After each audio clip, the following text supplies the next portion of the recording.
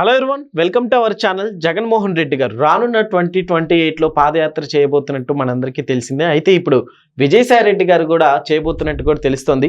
ఒకసారి ఈ అంశం మీద వివరం తీసుకునే ప్రయత్నం చేద్దాం. ప్రస్తుతం స్టూడియోలో జర్నలిస్ట్ జగదేవ్ గారు ఉన్నారు. ఇంటర్వ్యూలోకి వెళ్దాం. హలో సార్, నమస్కారం. నమస్తే జగ్గి. సార్, జగన్మోహన్ రెడ్డి గారికి పోటీగా వెళ్తున్నారు అనుకోవచ్చు ఇక్కడ మనం? పోటీ కాదో తెలియదండి. ఇది చాలా ముందస్తు వ్యూహంతోనే వెళ్తున్నారు. ఎందుకంటే విజయసాయి రెడ్డి అనే వ్యక్తి ఒక పొలిటీషియన్, ఒక ఆడిటర్, ఒక మేధావి, ఒక దాన్ని ఏమంటే అడ్మినిస్ట్రేటర్. ఎస్, ఇన్ని కోణాల్లో ఆలోచిస్తే చాలా ఇంటలెక్చువల్ పర్సన్. సో అటువంటి వ్యక్తి జగన్మోహన్ రెడ్డి గారికి వ్యతిరేకంగా పనిచేస్తారు అంటే నాకైతే నమ్మశక్యం కావట్లేదు. లేదా ఇది ఒక రకమైన భావన, లేదంటే ఇది కూటమిని చీల్చడానికి ఒక అస్త్రంగా ఆయన బయటకు వచ్చారా అనేది కూడా సందేహాలు ఉన్నాయి. ఎందుకంటే రీసెంట్గా విజయసాయి రెడ్డి గారి ప్రెస్ మీట్ ఒకటి చూస్తే, కూటమి ఆ విధంగా పనులు చేసుకుంటూ అభివృద్ధి పరంగా ముందుకు దూసుకెళ్తే జగన్మోహన్ రెడ్డి గారు మరలా ప్రభుత్వాన్ని ఫామ్ చేయడం కల్లా జరిగే పని కాదు అని ఘంటాపదంగా చెప్పేస్తున్నాడు ఆయన. ఇప్పుడు చాలా సినిమాల్లో మనం చూస్తూ ఉంటాం, విలన్ దగ్గర లేకపోతే హీరో దగ్గర ఉండేవాడు, హీరో అసిస్టెంట్ వాడితో గొడవ పెట్టుకొని బయటికి వెళ్ళిపోయి విలన్ దగ్గర చేరుతాడు. చేరి విలన్ గుట్టుబాట్లన్నీ కూడా ఇండైరెక్ట్ గా హీరోకి అందజేస్తూ ఉంటాడు. అలాగే వీళ్ళు అలా ఫీల్ అయ్యి జెమినీ సినిమాలో వెంకటేష్ గారి సినిమా టైప్లో అలాగా పోసాని గారు ఆయనతో గొడవ బయటకు వచ్చి లాస్ట్ లో హెల్ప్ చేసేలాగా మేబీ అక్కడ విజయసాయి రెడ్డి గారు, జగన్మోహన్ రెడ్డి గారు ఇద్దరు కవలలు అన్నా కూడా అతిశయోక్తి ఏం కాదు.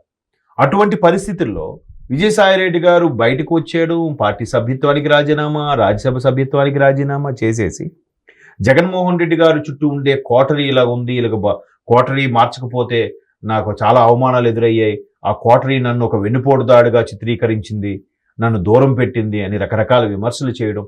ఇప్పుడు మీరు అంటున్నట్టుగా రేపు జూన్ నుంచో జూలై నుంచో ఆ పాదయాత్ర జగన్మోహన్ రెడ్డి గారికి పోటీగా ఈయన చేస్తాను. ఈయనకి అంత నేమ్ ఫేమ్ అయ్యాడుంది రాజకీయ పరంగా. మేధావి అయితే అవ్వచ్చు, మేధావి, రాజకీయ నేపథ్యం, రాజకీయ బ్యాక్గ్రౌండ్ ఏముంది, ఈయన పూర్వీకులు కానీ వీళ్ళు కానీ ఒక చరిష్మా ఏముంది కదా. సో జగన్మోహన్ రెడ్డి గారిని విమర్శిస్తూనే ఆయన విమర్శించట్లేదు, ఆయన చుట్టూ కోటరీని విమర్శిస్తున్నాడు.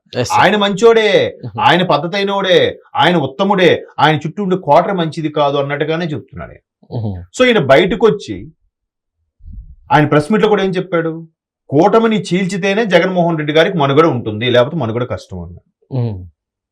సో మెల్లగా ఈయన బయటకు వచ్చి ఈయన ఒక పార్టీయో అదే పాదయాత్ర ఏదో చేసి నా అచ్చకి బుచ్చికతో అటు బీజేపీనో లేదా టీడీపీనో మచ్చిక చేసుకొని లేదా జనసేనో మచ్చిక చేసుకొని మెల్లగా ఎక్కడెక్కడో దూరాడు అనుకోండి, చీలిక వచ్చే ఛాన్సెస్ కూడా పావులు కదుపుతారేమో, ఎవరికి తెలుసు.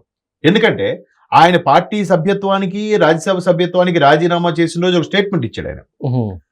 చంద్రబాబు నాయుడు గారు అంటే నాకు రాజకీయపరమైన విభేదాలు ఉన్నాయి కానీ వ్యక్తిగత కక్షలు లేవు. పవన్ కళ్యాణ్ నాకు మంచి మిత్రుడే కానీ పవన్ కళ్యాణ్ నేను ఎప్పుడు విమర్శించలేదు అంటే దాని అర్థం ఏంటండి? ఆయన ముందుగానే రెడీగా ఉన్నాడు, ప్రీ ప్లాన్డ్ గా ఉన్నాడు. ఆయన రాజకీయాలకు దూరంగా ఉంటా, వ్యవసాయం చేసుకుంటా అంటే అన్ని వ్యవహారాల్లో, విషయాల్లో అక్యూజ్డ్ 1 జగన్మోహన్ రెడ్డి, అక్యూజ్డ్ 2 విజయసాయి రెడ్డి. ఏది తీసుకోండి, ఆయనతో పాటు జైలు శిక్ష కూడా అనుభవించిన ఈయన మరి బయటకు వచ్చేసి నేను జగన్మోహన్ రెడ్డి గారికి యాంటీగా వెళ్తానంటే ఎవరు విశ్వసిస్తారు, ఎవరు ఇదవుతారు? సార్, ఇప్పుడు వీళ్ళ పాదయాత్రలు ఎన్ని చేసినప్పటికి కూడా వర్కౌట్ అవుతుందంటారా రానున్న ఎలక్షన్స్ కి? పాదయాత్ర వర్కౌట్ అవుతుందానంటే అన్నిసార్లు, ఎందుకంటే వైఎస్ఆర్ ఫ్యామిలీకి ఇప్పుడు అలా ఒక సెంటిమెంట్ గా రావటం, అలా అనుకుంటే షర్మిలమ్మ పాదయాత్ర కూడా చేశారుగా. షర్మిలమ్మ పాదయాత్ర చేసి జగన్మోహన్ రెడ్డి గారిని పార్టీని నిలబెట్టే ప్రయత్నం చేసింది ఆవిడ. నిజంగా ఆవిడ లేకపోతే 2019కే జగన్మోహన్ రెడ్డి గారి పార్టీ ఉండేది కాదేమో కదా. సో అంత జరిగి మేబీ 14లో టీడీపీ గవర్నమెంట్ వచ్చిన తర్వాత ఈయన మరి అందరూ జగనే వచ్చేస్తారనుకుంటే ఎందుకు రాలేదు? ప్రజలు ఎందుకు టీడీపీకి పట్టం కట్టారు? ఇప్పుడు రాష్ట్రం విడిపోయింది. ఇప్పుడు దూరదృష్టి రాజనీతిజ్ఞుడు, డెవలప్మెంట్ చేసేవాడు, రాష్ట్రాన్ని అధోగతి పాలు పట్టించకుండా నిలబెట్టేవాడు, గుడ్ అడ్మినిస్ట్రేటర్ కావాలని బాబు గారిని ఎన్నుకున్నారు. ప్రజలందరికీ తెలుసు ఆ విషయం. ఎప్పుడైతే 19లో ఒక్క ఛాన్స్ అమ్మా బాబు నేను తండ్రి లేని వాడిని, నేను నిరుపేదని, నాకు ఏమీ లేదు, ఒక్క ఛాన్స్ ఇవ్వండి అని బతిమాలుకుంటే, సరే ఈయన ఒక బిజినెస్ మ్యాన్, రాష్ట్రాన్ని మరికొద్దిగా ఒక మెట్టు ఎక్కిస్తాడేమో అనుకుంటే ఎంతసేపు చంద్రబాబు నాయుడు గారి మీద కక్ష, చంద్రబాబు నాయుడు గారి మీద అరెస్టులు, చంద్రబాబు నాయుడు కట్టినవన్నీ కూల్చేయడం, చంద్రబాబు నాయుడు తెచ్చిన కంపెనీలను పంపించేయడం, ఇది చేస్తే నువ్వేం బాగుంటావు? పైపెచ్చు అక్కడది ఎక్కడిది గుళ్ళో లింగం అన్ని దోచిపెట్టి పథకాలంట. బటన్ నొక్కితే చాలు బాబు, మీరు ఏ పని చేయకండి, మీరు సోమరిపోతులుగా ఉండండి, మీ బ్రెయిన్ వాడకండి, మీరు అలాగే ఉండండి, నేను ఇలాగే ఉంటాను, నేను రాజులా ఉంటా, మీరు బానిసలా ఉండండి.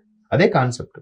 ఒకవేళ ఎవరైనా బాబు ఏంటిది నువ్వు ఇంత పథకాలు చెప్పి ఇంత సొమ్ము తిన్నావంటే, నాతో పాటు మీరు తిన్నారుగా, నేను 10 రూపాయలు తింటే మీరు రూపాయి తిన్నారుగా అని చెప్పడానికే అనిపించింది తప్ప లాభం ఏంటండి?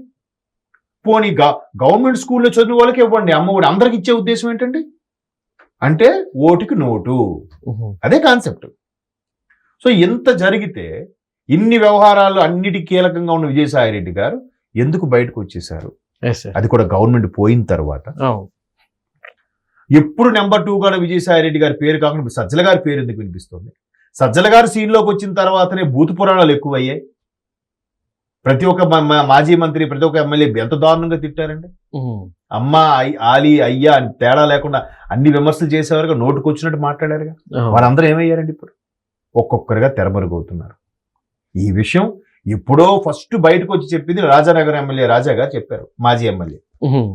తర్వాత కరణం ధర్మశ్రీ గారు, మొన్న రీసెంట్ గా ఇండైరెక్ట్ గా అదే అర్థం వచ్చేలాగా కేతిరెడ్డి గారు, ఇప్పుడు విజయసాయి రెడ్డి గారు.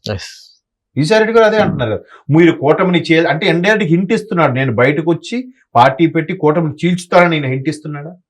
ఎందుకంటే కుటుంబ వ్యవహారాల్లో కానీ, పార్టీ వ్యవహారాల్లో కానీ, వ్యాపార వ్యవహారాల్లో కానీ అన్నిట్లో కీలకమైన వ్యక్తి విజయసాయి రెడ్డి గారు.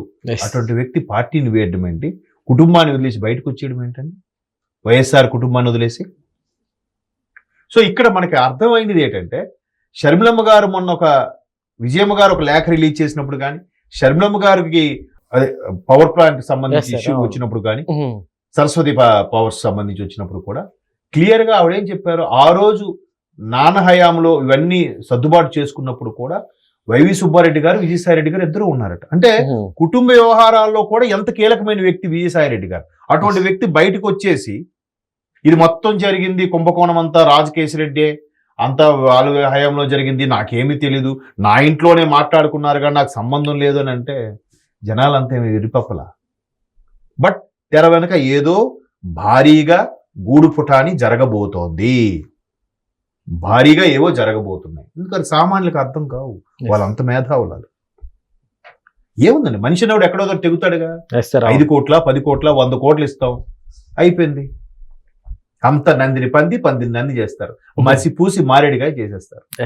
సో అట్లాంటి వ్యవహారాల్లో ఈయన బయటకు వచ్చి ఆయనకి యాంటీగా స్టేట్మెంట్ ఇవ్వడం, ఆయన ఎక్కడా ఈయన గురించి మాట్లాడకపోవడం చూసారా?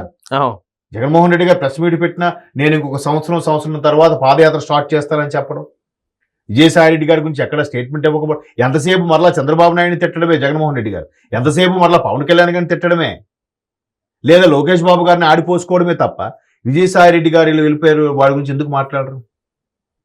సో మొత్తానికి గూడు పుటాని మతలబ్ ఏదో తెరవేనకు నడుస్తుంది. చూద్దాం మరి విజయసాయి రెడ్డి మేధావి గారు కాబట్టి ఎటువంటి చక్రం తిప్పుతారో, దాన్ని ఇప్పుడు కూటమిలో ఉన్న ఈ పార్టీలు ఏ విధంగా డిఫెన్స్ ఆడుతాయో, ఇవి ఎలా చక్రం తిప్పబోతున్నాయో రానున్న రాజకీయాలు చూడాలి. 2026 అత్యంత క్రియాశీలకంగా ఉండబోతుంది రాజకీయాల్లో. Okay sir, thank you.